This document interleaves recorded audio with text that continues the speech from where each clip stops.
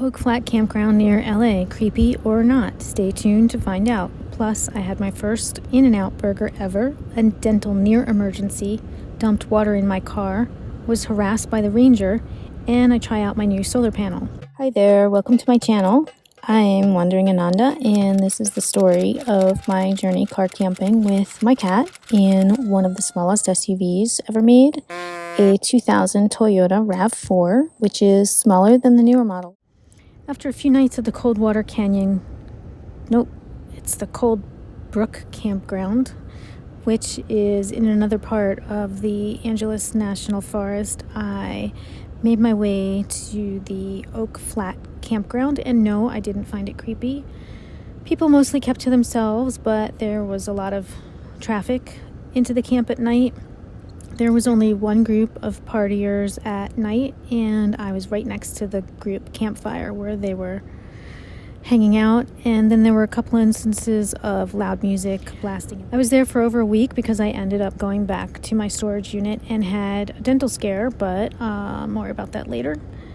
Overall, it was pleasant except for the bugs and relative heat, and actually it was quite cool for the first few days, so I parked in the sun. When the weather warmed, it was too late to move because the shaded spots were either taken or were too close to other campers. I had relative privacy in my space, which I left twice to resupply and do the mailbox storage thing. I picked up my new solar panel from my mailbox and dropped off the broken one into my storage unit, and then ended up going back to storage to swap chair seats because originally I removed the driver's side back seat for sleeping but switched it to the other side for more space, and it makes a bigger difference between camping and drive mode since I don't have to move everything from the passenger side cargo to the driver's side. The Bluetti 200 watt solar panel was 152 watts right out of the box, and I was impressed because I only ever got a maximum of 92 watts out of the old 220 panel. Flexible solar panels will never pull the full amount, so get more than you think you need, but stay within the input maximum of what your battery can handle. The surface of the Bluetti solar panels are textured, which makes them hard to clean, especially with just water, which appears to smear around and cause efficiency issues. So I need to get some window cleaner and see how that works. I also got a small solar panel bank, which turned out to be much less efficient, but helped out in a pinch. I was able to keep my phone charged. I got some downtime and full Verizon cell service and came to enjoy being relatively close to LA, but far enough for safety reasons. But somehow I managed to dump water in my car while rearranging my stuff again. I guess the top wasn't screwed on tight to allow for airflow, so I dumped about a gallon pretty close to my electronics, which I now keep in plastic in a dry bag. I also relocated the water container to the front so that it was more manageable, except for it was right near my feet and it kept dripping on my bedding during the night. So I've since upgraded to a different design, which also has its design flaws, but I haven't had any spillage. Oak Flat Campground is free with a forest pass, or I think $10 without it at the time of this recording. The ranger visits every morning and sometimes during the afternoon, sometimes even at night, presumably because there are issues of people overstaying. And he asked me every day when I was leaving. I told him I didn't know because I had some stuff to do in town and I was well aware of the 2-week limit. I never would have thought of the Oak Flat Campground as creepy if I hadn't read that review, but perhaps I'm one of the car dwellers that they spoke of, even though I don't think of myself as a car dweller, even if I do spend the majority of my time in my car, mainly due to my cat.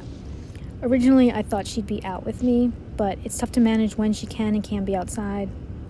I always have a leash on her when she shows interest in what's happening outside, and she only exited the car about twice at this point with her leash, but she jumped right back in, especially at the slightest sound, since she's such a scaredy cat and afraid of the wind.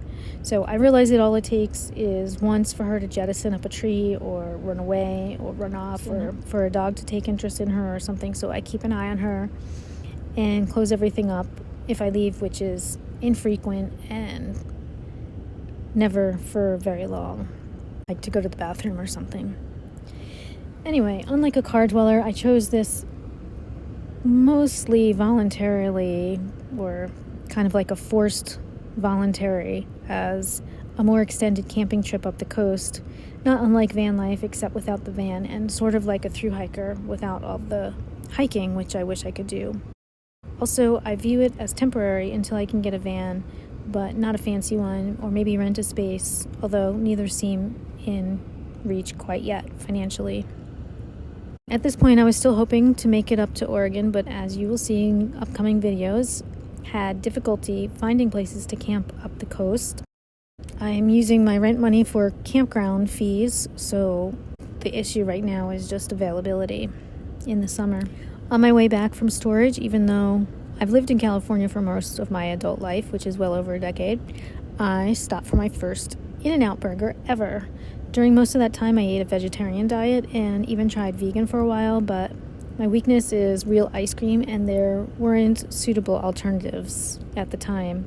Anyway, due to health issues, I was told I needed to eat red meat, and so I started slowly introducing mostly grass-fed beef back into my diet in very small portions medicinally, and it helped. Also, I've not eaten fast food since my early 20s, which even then was on rare occasion, and that all being said, I loved the In-N-Out burger. Well, it was a cheeseburger animal style, since grilled onions are the only way to go for me. What is your favorite off-menu In-N-Out order? Let us know in the comments. Also, I couldn't pass on a milkshake, which ended up giving me severe nerve pain from my ear to my tooth, to the point that I thought I needed to go to the dentist. The pain was excruciating and lasted for several days, since it was a tooth that I was told that needs a root canal, but I was told kind of wait and see by the dentist the last time I was there. So I thought this was it, and I played scenarios about what I would do with my cat, where I would stay, and since I was approaching my limit in Oak Flat campground, because that was the ideal place to stay, but my cat still presented another obstacle, so I didn't rush to the dentist because my cat wouldn't do well in a boarding situation, and last-minute Airbnbs are hard to come by, especially when looking for something affordable and pet-friendly. That same day, at 97 degrees in the car, high dew point, and lack of wind, it was the hottest in the car to date. Even probably hotter than Joshua Tree. The nerve pain, accompanied by an earache, was agonizing, and I also thought I might have a sinus infection, because in my hot food coma haze, I decided it would be a good idea to wash my hair, but then the breeze came while my hair was still wet, and while I tried to protect my head, I caught a chill and started to feel like I had a sinus congestion or sinus infection. I wasn't sure. I was kind of freaking out because I had a sinus infection for months after having COVID, and it was part of long COVID symptoms, and I thought, anyway, I didn't know what to do. But despite the pain, I decided it was time to move on to the next camp. Join me next time when I nearly take off someone's head off and it reaches 100 degrees in the car at the next camp.